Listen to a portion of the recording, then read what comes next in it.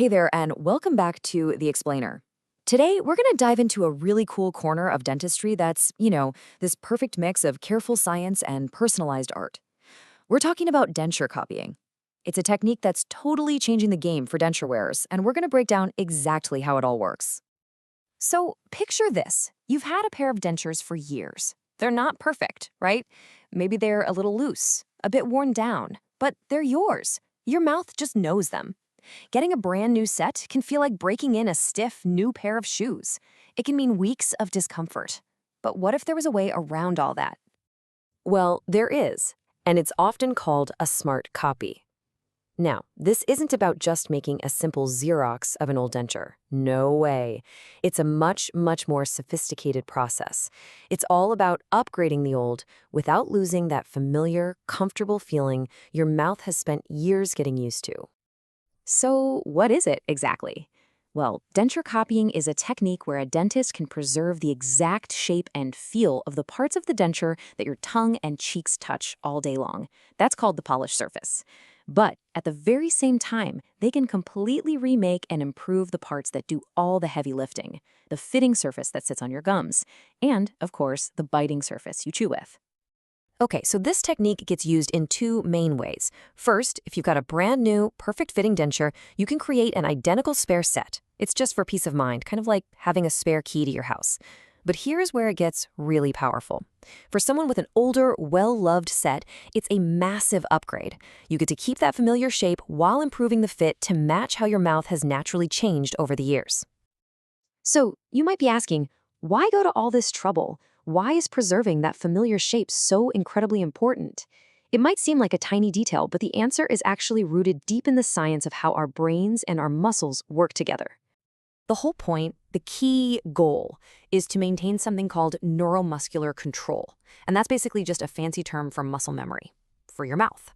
Think about it. Over years, your tongue, your cheeks, and your jaw muscles have learned the exact contours of your dentures to hold them in place, to help you speak clearly and to chew your food.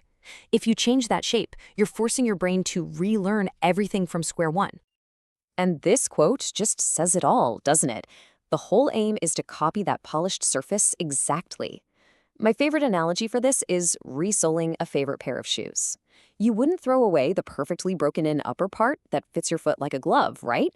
No, you just replace the worn-out sole underneath. Denture copying does the exact same thing, but for your mouth.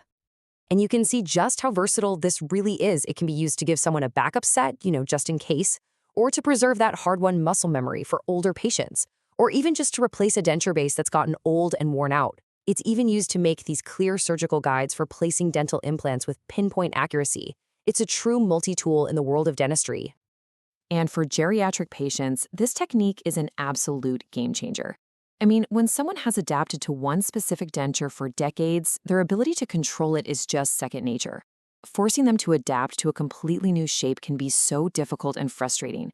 This method respects their body's learned skills and can seriously improve their quality of life. All right, so how is one of these smart copies actually made? Let's pull back the curtain on the process. It's this really cool journey that starts in the dental clinic and ends in the lab. It's a brilliant procedure that combines real clinical skill with some precise engineering. It all starts in the dentist's chair. First, the old denture is looked at very carefully. Then, and this is the really clever part, the clinician uses the old denture itself as a custom tray to take a new impression. This captures those familiar polished surfaces perfectly. That impression is then used to create a really precise putty mold, and that's the blueprint that gets sent off to the laboratory. So once that mold gets to the lab, that's where the real magic happens. Using that putty mold as their guide, the technicians basically build the new denture from the inside out. They create a new base for a perfect fit, they set brand new teeth, and then they use a wax model to form the final shape. Finally, that wax is replaced with a durable, permanent acrylic, and the new denture is polished to perfection, all ready to go. So after all that meticulous work, both in the clinic and in the lab, what do you actually end up with? What does the patient get? And what makes this whole process so transformative for them? What you get is the absolute best of both worlds. A brand new, perfectly fitting denture that feels instantly familiar and comfortable from the very first moment you put it in. There's no long, frustrating adjustment period. It's a totally seamless transition that improves comfort and function and just lets the patient get on with their life. And this brings us to a really fascinating final thought. This whole principle of copying a familiar interface while upgrading the technology underneath, it's incredibly powerful. So as we look to the future, you have to wonder, how else might this idea of creating smart copies transform other personal medical devices? Things like prosthetics or orthotics or maybe even hearing aids. It's a pretty exciting question to think about. Thanks for joining me on The Explainer.